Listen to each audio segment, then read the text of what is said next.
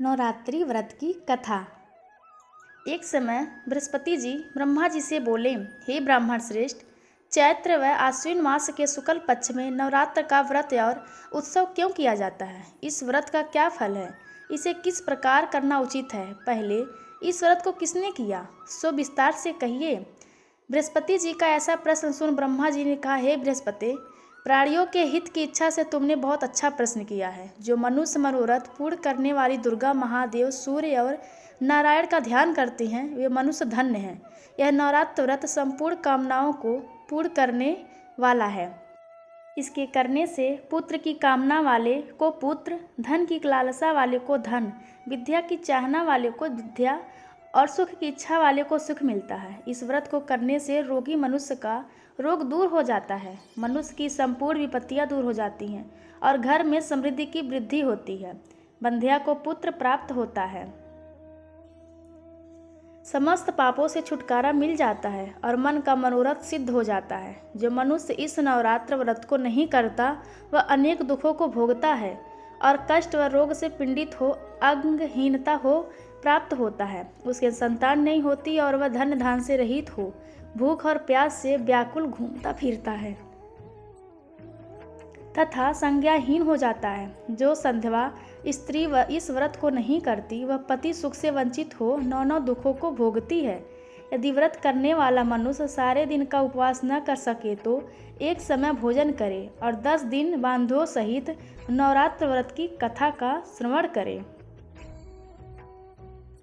हे बृहस्पति, जिसने पहले इस महाव्रत को किया है वह कथा मैं तुम्हें सुनाता हूँ, तुम सावधान होकर सुनो।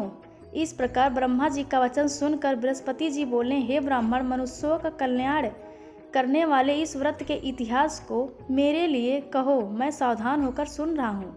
आपकी शरण में आए हुए मुझ पर कृपा करो। ब्रह्मा जी बोले, प्राचीन काल में मनोहर नगर में पीठत नाम का एक अनाथ ब्राह्मण रहता था। वह भगवती दुर्गा का भक्त था। उसके संपूर्ण सदुर्गुण से युक्त सुमति नाम की एक अत्यंत सुंदरी कन्या उत्पन्न हुई। वह कन्या सुमति अपने पिता के घर बाल्यकाल में अपनी सहेलियों के साथ क्रीड़ा करती हुई इस प्रकार बढ़ने लगी जैसे शुक्ल पक्ष में चंद्रमा की कला बढ़ती है। उसका पिता प्रतिदिन जब दुर्गा की पूजा करके हवन किया करता, वह उस समय नियम से वहां उपस्थित रहती। एक दिन सुमति अपनी सखियों के साथ खेल में लग गई और भगवती के पूजन में उपस्थित नहीं हुई। उसके पिता को पुत्री की ऐसी असावधानी देखकर क्रोध आया और वह पुत्री से कहने लगे, अरे दुष्ट पुत्री, आज तूने भगवती का पूजन नहीं किया, इस कारण मैं किसी कुष्ठ रोगी या दरिद्र मनुष्य के साथ तेरा विवाह करूंगा। पिता का ऐसा वचन सुन सुमति को बड़ा दुख हुआ और पिता से कहने लगी, हे पिता, मैं आपकी कन्या हूँ तथा सब तरह आपके अधीन हूँ। जैसी आपकी इच्छा हो ऐसा ही करो। राजा से, कुष्ठी से, दरिद्र से अथवा जिसके साथ चाहो मेरा विवाह कर दो, पर होगा वही जो मेरे भाग्य में लिखा होगा। मेरा तो अटल विश्वास है, जो जैसा कर्म करता है उसको कर्मों के अनुसार वैसा ही फल प्राप्त होता है। क्योंकि कर्म करना मनुष्य के अधीन है, पर फल देना ईश्वर के अधीन है। जैसे अग्नि में पड़ने से तृणादि उसको अधिक प्रदीप्त कर देते हैं, इस प्रकार कन्या के निर्भयता से कहे हुए वचन सुन ब्राह्मण ने क्रोधित हो अपनी कन्या का विवाह एक कुष्ठी के साथ कर दिया और अत्यंत क्रोधित हो पुत्री से कहने लगा, हे पुत्री, अपने कर्म का फल भोगो, देखें आप भाग्य के भरोसे रखकर क्या करती हो। पिता के ऐसे कटु वचनों को सुन सुमति मन में विचार करने लगी, अहो, मेरा बड़ा दुर्भाग्य है जिससे मुझे ऐसा पति मिला। इस तरह अपने दुख का विचार करती हुई वह कन्या अपने पति के साथ वन में चली गई और डरावने कुशायुक्त उस निर्जन वन में उन्होंने रात बड़े कष्ट से व्यतीत किए। उस गरीब बालिका की ऐसी दशा देख देवी भगवती ने पुण्य के प्रभाव से प्रकट हो सुमति से कहा, हे दीन ब्रह्माणी, मैं तुझसे प्रसन्न हूँ, तुम जो चाहो सो वरदान मांग सकती हो। भगवती दुर्गा का यह वचन सुन ब्रह्माणी ने कहा, आप कौन हैं? ब्रह्माणी का ऐसा वचन सुन देवी ने कहा कि मैं आदि शक्ति भगवती हूँ, और मैं ही ब्रह्मा विद्या व सरस्वती हूँ। प्रसन्न होने पर मैं प्राणियों का दुख दूर कर उनको सुख प्रदान करती हूँ। हे ब्रह्माणी, मैं तुझ पर तेरे पूर्व जन्म के पुण्य के प्रभाव से प्रसन्न हूँ। तुम्हारे पूर्व जन्म का वृत्तांत सुनाती हूँ, सुनो। तू पूर्व जन्म में निषाद भील की स्त्री थी और अति पतिव्रता थी। एक दिन तेरे पति निषाद ने चोरी की। चोरी करने के कारण तुम दोनों को सिपाहियों ने पकड़ लिया और ले जाकर जेल खाने में कैद कर दिया। उन लोगों ने तुझको और तेरे पति को भोजन भी नहीं दिया। इस प्रकार नवरात्र के दिनों में तुमने न तो कुछ खाया और न जल ही पिया। इस प्रकार 9 दिन तक नवरात्र का व्रत हो गया। हे ब्रह्माणी, उन दिनों मैं जो व्रत हुआ इस व्रत के प्रभाव से प्रसन्न होकर मैं तुझे मनोवांछित कर देती हूँ। तुम्हारी जो इच्छा हो सो मांगो। इस प्रकार दुर्गा के वचन सुन ब्रह्माणी बोली, अगर आप मुझ पर प्रसन्न हैं तो हे दुर्गे, मैं आपको प्रणाम करती हूँ। कृपा करके मेरे पति का कोढ़ दूर कर दीजिए। देवी ने कहा, उन दिनों तुमने जो व्रत किया था उस व्रत का 1 दिन का पुण्य पति का कोढ़ दूर करने के लिए अर्पण करो। उस पुण्य के प्रभाव से तेरा पति कोढ़ से मुक्त हो जाएगा। भगवती जी बोली, इस प्रकार देवी के वचन सुन वह ब्रह्माणी बहुत प्रसन्न हुई और पति को निरोग करने के लिए इच्छा से उसने तथास्तु, ठीक है, ऐसा वचन कहा। तब उसके पति का शरीर भगवती दुर्गा की कृपा से कुष्ठ रोग से रहित होती कांतिवान हो गया। वह ब्रह्माणी पति की मनोहर देह को देख देवी की स्तुति करने लगी, हे दुर्गे,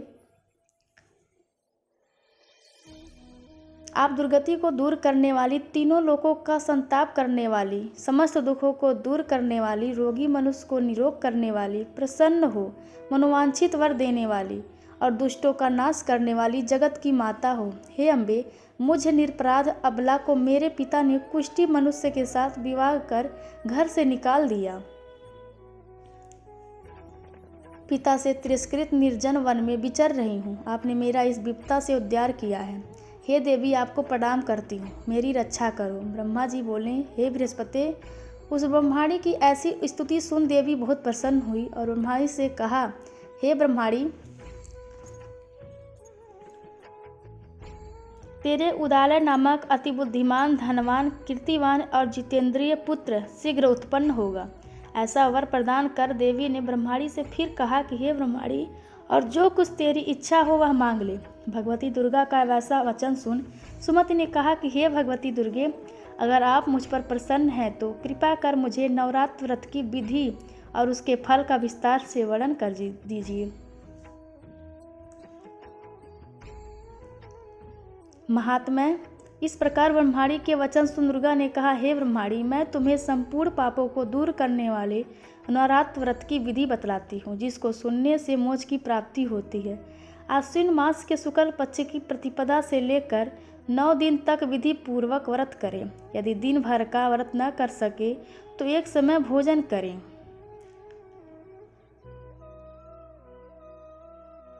विद्वान ब्राह्मणों से पूछकर घट स्थापन करें और वाटिका बनाकर उसको प्रतिदिन जल से सींचें।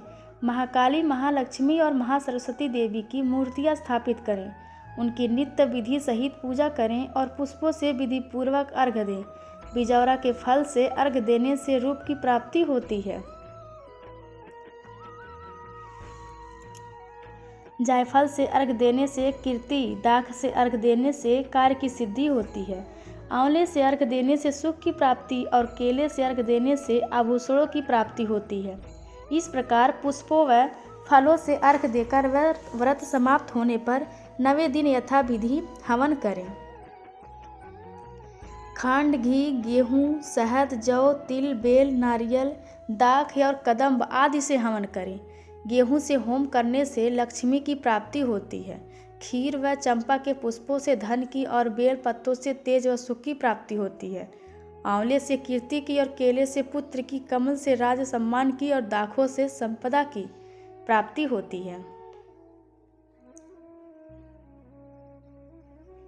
इस प्रकार बताई हुई विधि के अनुसार जो व्यक्ति व्रत करता है उसके सब मनोरथ सिद्ध होते हैं। इसमें तनिक भी संदेह नहीं है। इन 9 दिनों में जो कुछ दान आदि दिया जाता है उसका करोड़ों गुना फल मिलता है। इस नवरात्र व्रत करने से अश्वमेध यज्ञ का फल मिलता है। हे ब्रह्माणी, इस संपूर्ण कामनाओं को पूर्ण करने वाले उत्तम व्रत को तीर्थ, मंदिर अथवा घर में विधि के अनुसार करें। ब्रह्मा जी बोले, हे बृहस्पति, इस प्रकार ब्रह्माणी को व्रत की विधि और फल बताकर देवी अंतर्ध्यान हो गई। जो मनुष्य या स्त्री इस व्रत को भक्तिपूर्वक करता है वह इस लोक में सुख प्राप्त कर अंत में दुर्लभ मोक्ष को प्राप्त होता है। हे बृहस्पति, यह इस दुर्लभ व्रत का महात्म्य है जो मैंने तुम्हें बतलाया है। यह सुन बृहस्पति जी आनंद से प्रफुल्लित हो ब्रह्मा जी से कहने लगे कि हे ब्राह्मण, आपने मुझ पर अति कृपा की जो मुझे इस नवरात्र व्रत का महात्म्य सुनाया। ब्रह्मा जी बोले कि हे बृहस्पति, यह देवी भगवती सरस्वती संपूर्ण लोकों का पालन करने वाली है। इस महादेवी के प्रभाव को कौन जान सकता है। यह भगवती देवी की कथा आप सबको कैसी लगी कृपया कमेंट करके ज़रूर बताएं और चैनल को लाइक, शेयर और सब्सक्राइब जरूर करें। धन्यवाद आप सबका। जय माता।